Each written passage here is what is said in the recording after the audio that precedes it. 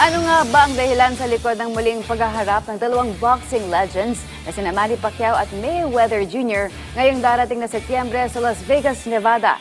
At kung may halaga pa ba ang laban na ito makalipas ang 11 taon?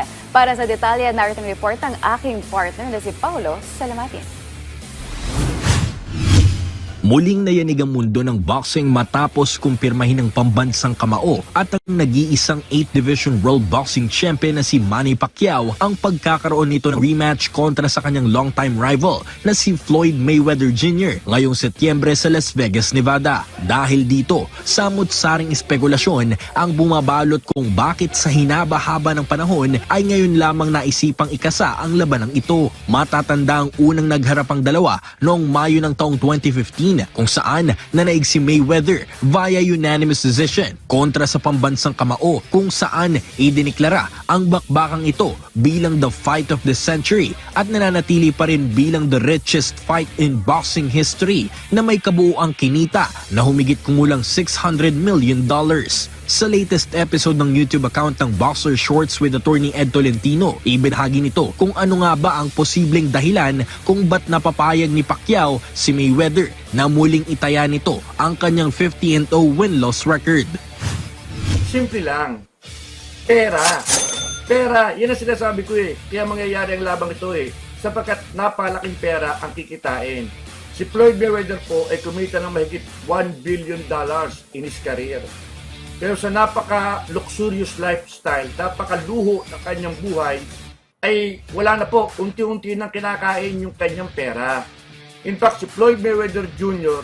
ay may utang na mahigit $50 million. Meron siyang loan na kinuha around $50 million. Laki ng interest, around 9% ang interest.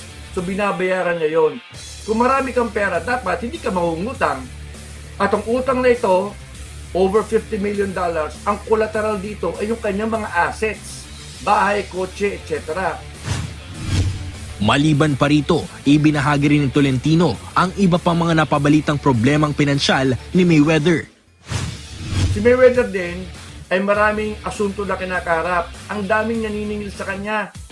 Yung mga binilhan niya ng mamahaling relo, binilhan niya ng mamahaling bag, mamahaling mga bahay, ay hindi pala bayad pala yung at naniningil sila ngayon. Ultimo yung fuel para sa kanyang private jet plane ay naniningil na rin, hindi rin pala niya binabayaran. Also, si Floyd Mayweather ay hinahabol ng Internal Revenue Service o IRS. Ito po yung equivalent ng Bureau of Internal Revenue o BIR sa ating bansa. Hindi siya nagbabayad ng mga taxes. Although, kamakailan, nagbayad siya ng mahigit kumulang $28 million. Sabi ni Siyempre, nagbasag siya ng alkansya. So nakikita po ninyo mga kaibigan, may problemang legal at pinansyal si Mayweather. Para naman kay Pacquiao, passion man o dahil sa pera ang kanyang rason sa pagbabalik, ibinahagi ni Tolentino na hindi niya masisisi ang dalawang boksingero dahil ito'y kanilang karapatan at umaasa na lamang na sana'y magbigay sila ng magandang laban para sa mga boxing fans na matagal lang naghihintay ng kanilang muling pagharap sa ibabaw ng lona. Sinasabi ni Manny Pacquiao, meron pa akong passion sa boxing. Nandun pa rin. Pero hindi rin natin pwedeng itanggi na pera din ang dahilan kaya si Manny Pacquiao ay bumabalik, and I cannot blame them because there is so much money in boxing.